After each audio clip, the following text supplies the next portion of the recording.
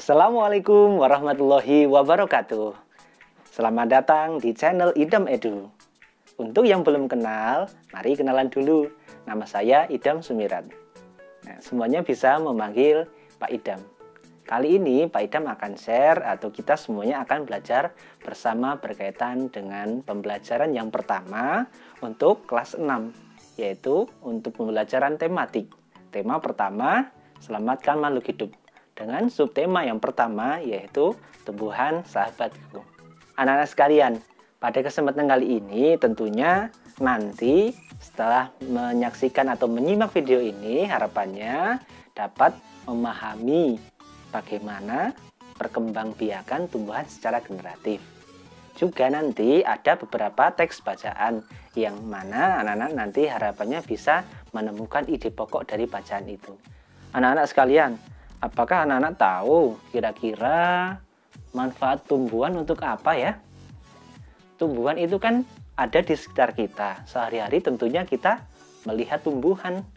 Tumbuhan itu ada di depan rumah mungkin, ada di daerah pekarangan kita ataupun di kebun milik kita. Tumbuhan tentunya memiliki banyak sekali manfaatnya. Mari kita lihat video yang berikut ini. Mari kita simak gambar berikut ini. Gambar ini menunjukkan hubungan antara tumbuhan, hewan, dan manusia. Hewan dan manusia ternyata memperoleh manfaat dari tumbuhan. Manfaat tumbuhan bagi manusia antara lain sebagai sumber energi, sumber vitamin, sumber oksigen, pengikat air tanah, peneduh, dan memperindah kehidupan di bumi. Manfaat tumbuhan bagi hewan yaitu sebagai sumber energi bagi hewan. Tumbuhan merupakan sumber bagi kehidupan manusia dan hewan. Beberapa hal yang akan terjadi jika tidak ada tumbuhan adalah manusia dan hewan tidak memiliki sumber makanan dan bumi akan gersang sehingga kehidupan akan berakhir. Tentunya kita tidak menginginkan hal itu terjadi kan? Mari kita lestarikan tanaman yang ada di bumi ini. Perkembangbiakan tumbuhan secara generatif atau perkawinan. Perkembangbiakan ini terjadi pada tumbuhan yang memiliki bunga. Bunga yang sempurna akan membantu atau tempat terjadinya proses perkawinan. Pada tumbuhan tentunya ada kelamin betina, yaitu pada butik. Kemudian untuk kelamin laki-laki yaitu pada benang sari. Nah, kali ini kita akan membahas bagian-bagian bunga terlebih dahulu. Bunga lengkap ada mulai dari butik. Butik ini adalah yang ini, kemudian atasnya ini adalah kepala butik, kemudian di sini ada tangkai butik, kemudian ada di sini untuk kelamin jantan ada kepala sari, kemudian di sini ada tangkai sarinya. Kemudian di dalam butik ada yang namanya bakal biji. Kemudian ada bakal buah di sini.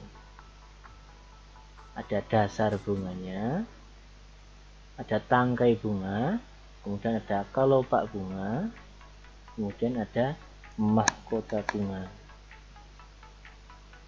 Sebelum melanjutkan materi, tentunya di sini ada fungsinya masing-masing. Mulai dari butik nanti fungsinya adalah sebagai kelamin betina. Kemudian untuk yang benang sari, di sini ada kepala sari dan tangkai sari, ini kesatuan namanya benang sari. Sedangkan untuk butik sendiri tadi sebagai kelamin betina, sedangkan untuk benang sari adalah organ reproduksi jantan pada bunga. Kemudian kepala butik di sini memiliki fungsi tersendiri, yaitu tempat melekat dan masuknya serbuk sari. Jadi serbuk sari yang ada di sini nanti masuk melalui kepala butik. Kemudian tangkai butik di sini berfungsi atau manfaatnya adalah sebagai penyangga kepala butik agar tetap pada posisi yang mudah menerima serbuk sari. Kemudian di dalam di sini ada namanya bakal buah dan bakal biji. bakal biji di sini tempat terjadinya proses pembentukan biji untuk kemudian menghasilkan biji yang matang, sehingga nanti ada bakal buah, tempat berlangsungnya pembuahan. Bakal buah ini akan berkembang menjadi buah. Kemudian yang belum tadi disampaikan yaitu mahkota. Mahkota bunga, perhiasan bunga, dan pemikat bagi serangga agar hinggap dan membantu dalam proses penyerbukan. Membantu proses penyerbukan berarti nanti serbuk sari ini dapat dibantu oleh serangga ataupun hewan, nanti bisa masuk ke kepala putik. Kemudian ada kelopak bunga. Kelopak bunga di sini berfungsi sebagai pelindung dan menutupi bunga yang masih kuncup sehingga bunga terlindungi dari paparan luar. Ada dasar bunga di sini, tempat bertumpunya mahkota dan bagian-bagian lain pada bunga. Kemudian ada tangkai bunga. Tangkai bunga di sini berarti penopang sekaligus menghubungkan antara ranting dengan bunga. Kemudian bagaimana proses terjadinya perkembangbiakan secara generatif?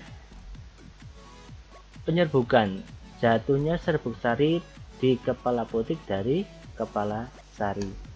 Perkembangbiakan generatif secara kawin dilakukan mulai proses penyerbukan dan pembuahan. Yang selanjutnya pembuahan bertemunya sel telur dengan serbuk sari. Perkembangbiakan generatif pada tumbuhan diawali dengan penyerbukan, yaitu melekatnya atau jatuhnya serbuk sari ke kepala putik.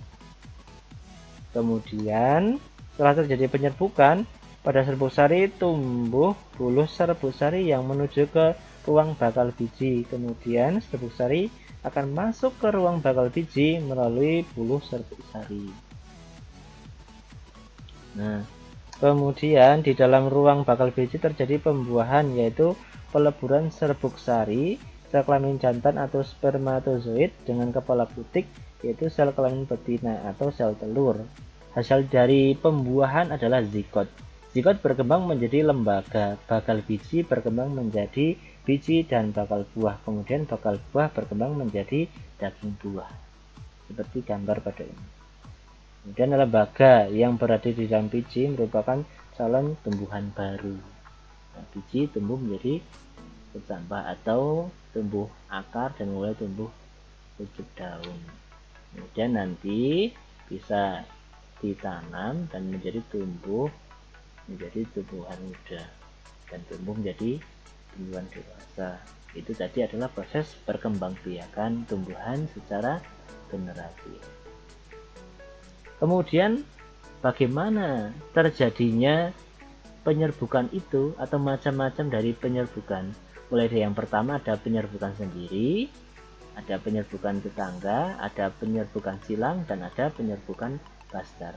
Penyerbukan sendiri maksudnya mulai dari serbuk sari yang ada di kepala sari ini masuk ke kepala putik dari bunga yang sama.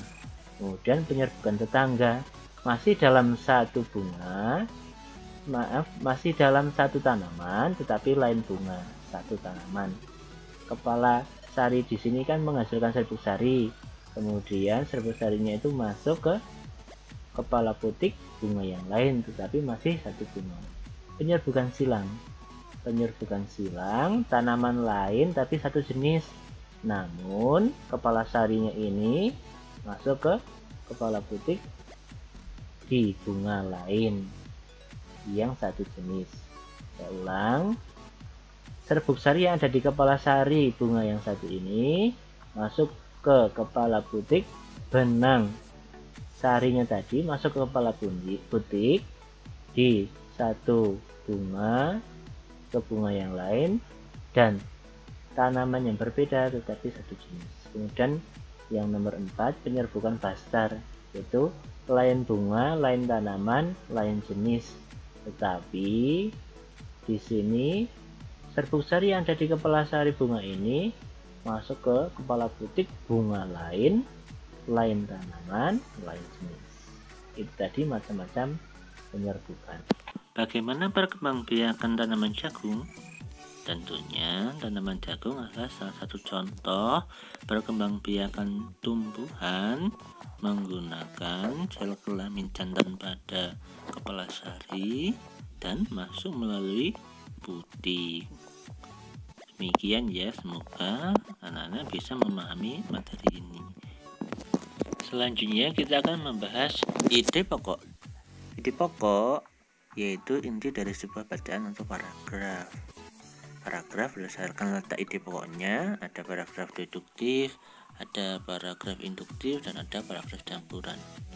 Paragraf deduktif berarti intinya atau pokok pikiran atau ide pokoknya berada di depan atau awal kalimat.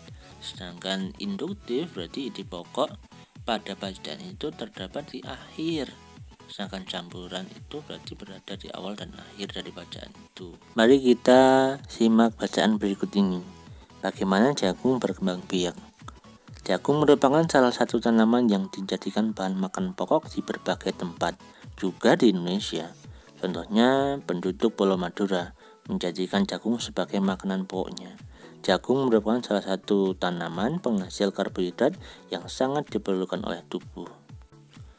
Mari kita perhatikan ada 3 kalimat pada paragraf ini. Yang pertama, kalimat pertama menerangkan secara umum tentang jagung. Kemudian untuk kalimat yang kedua, pemanfaatan di Madura. Kemudian kalimat ketiga menerangkan tentang kandungan jagung. Untuk menemukan inti pokok, kita pilih yang paling umum, yaitu pada kalimat pertama. Selanjutnya, untuk menentukan inti pokok, kita pilih kalimat utama. Tentunya kalimat yang umum, yaitu pada kalimat pertama. Untuk menentukan, kita pilih intinya saja, yaitu jagung merupakan salah satu tanaman yang dijadikan bahan makanan pokok. Itu adalah ide pokoknya. Demikian tadi video pembelajaran untuk hari ini.